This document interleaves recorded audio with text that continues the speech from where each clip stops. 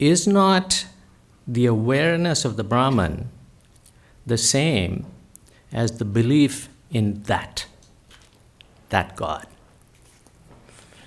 Are they not the same thing? Awareness of Brahman or consciousness. Aren't the two, the that and the thou, don't they basically share the same issue of faith? It's not faith. It's rather noticing an ever-present reality. For example, right here, you can see all of this, the altar, and I'm sitting here, and the microphone is in front of you. That microphone in front of you, do you believe in the microphone, or do you experience it? Do you see it? You experience it. You'll say the question itself is wrong, Swami. When I'm experiencing something, there's no question of belief or not belief. It's a direct experience. Brahman is a direct experience. One of the most beautiful definitions, these are not definitions exactly, they are pointers towards Brahman. If you understand the definition and then see where it points towards.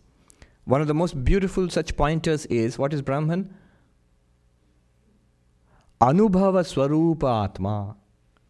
The essence of experience. Which experience? Any experience. What is the essence of experience?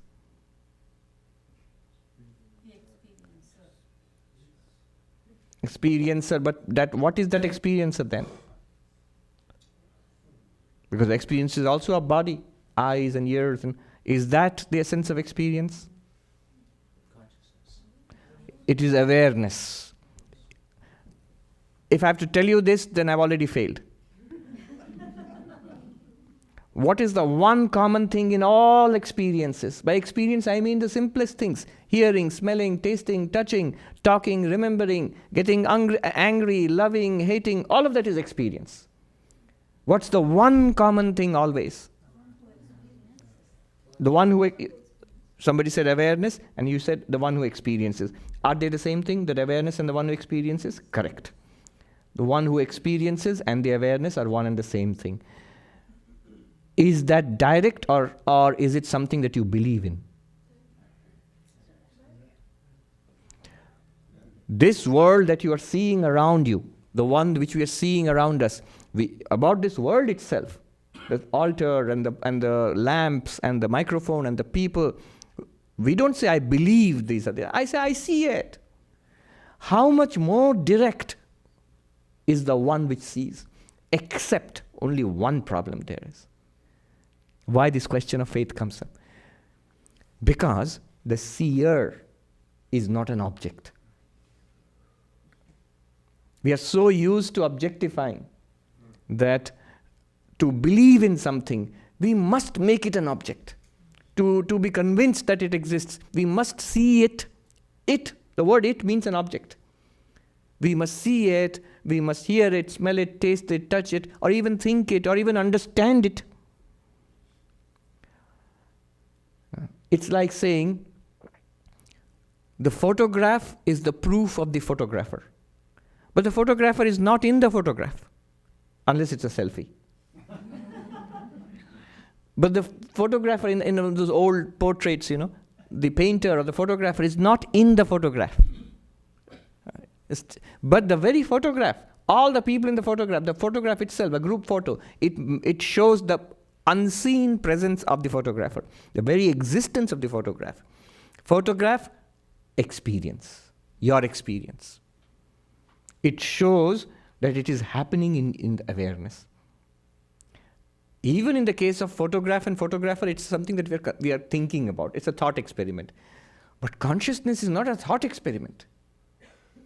It's an ever-present reality, blazing forth like the sun.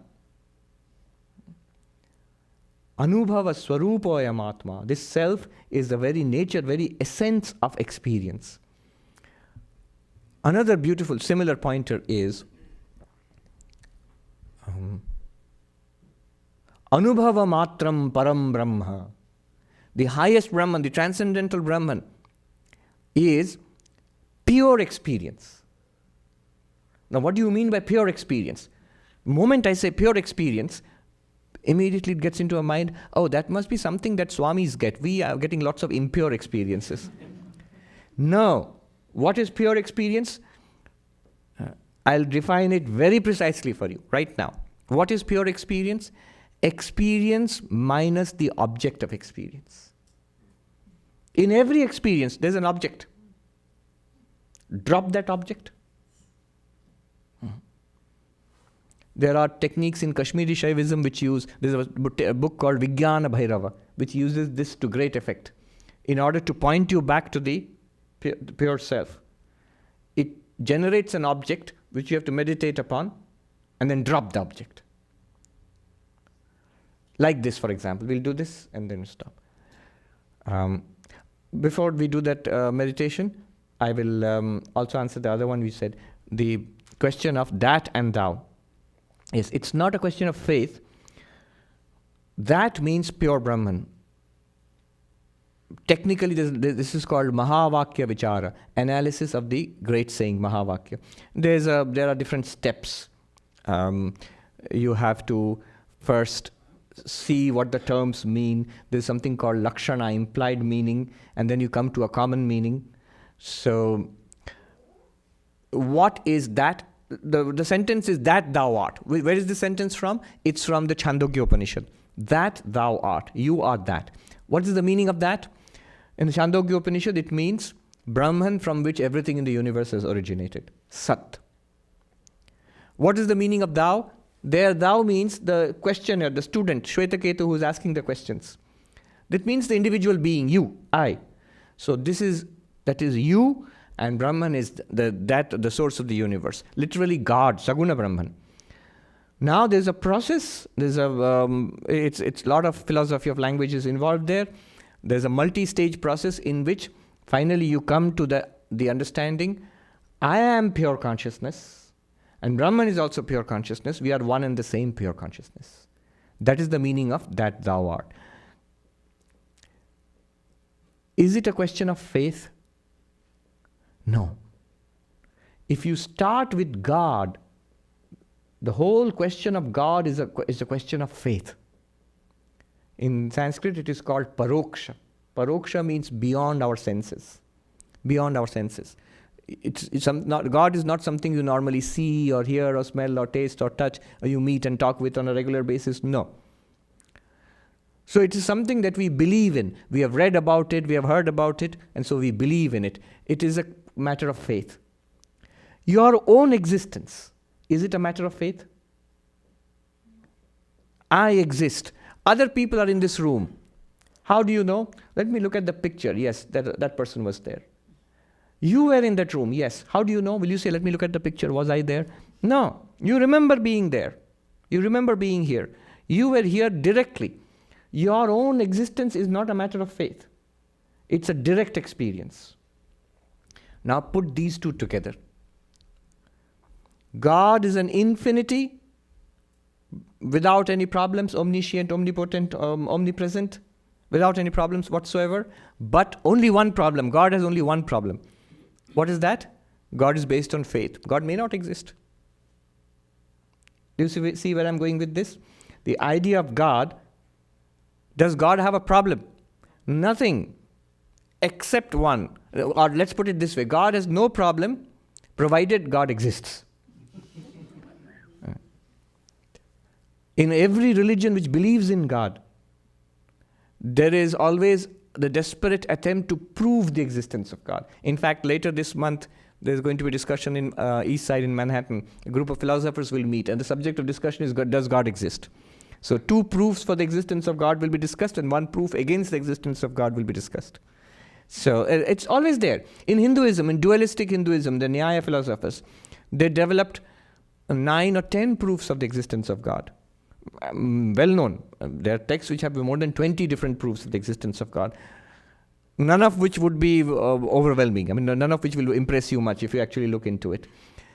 The Christians, Saint Aquinas, for example, Thomas Aquinas, 5 ways. They talks about 5 proofs of the existence of God. Why this struggle to prove the existence of God? Nobody tries to prove the existence. Saint Thomas Aquinas did not try to say 5 ways to prove the existence of Saint Thomas Aquinas. No. Why? Because my existence is directly evident. I don't have to prove it. I don't have to struggle to believe it. God's existence is based on faith. God has an advantage. God has no problems. Disadvantage based on faith.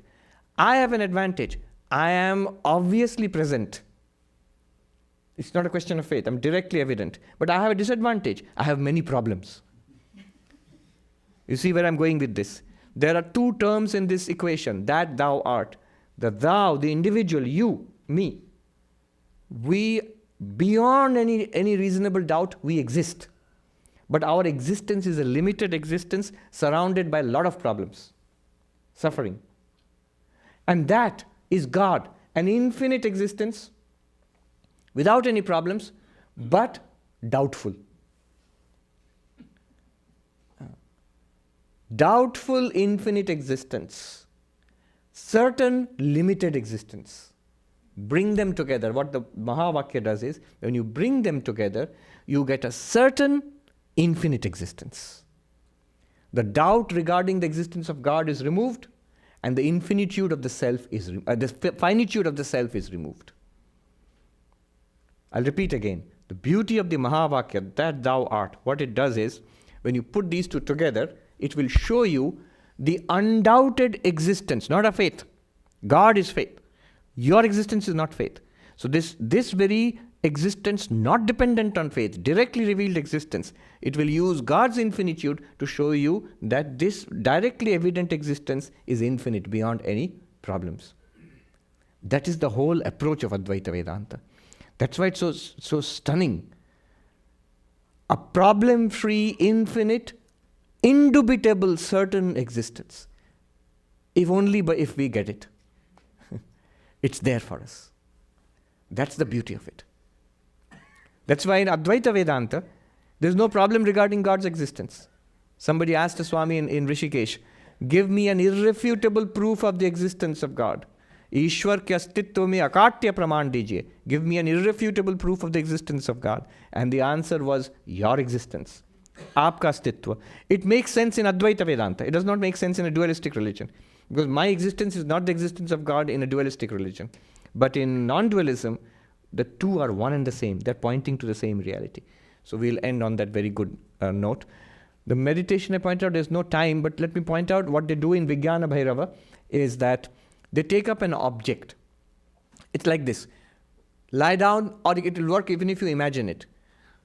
You lie down on your couch or your bed. Imagine you're lying on the grass in Central Park and you're looking up and it's a bright, cloudless day. Bright blue sky. When you look up there, there's nothing else except the sky.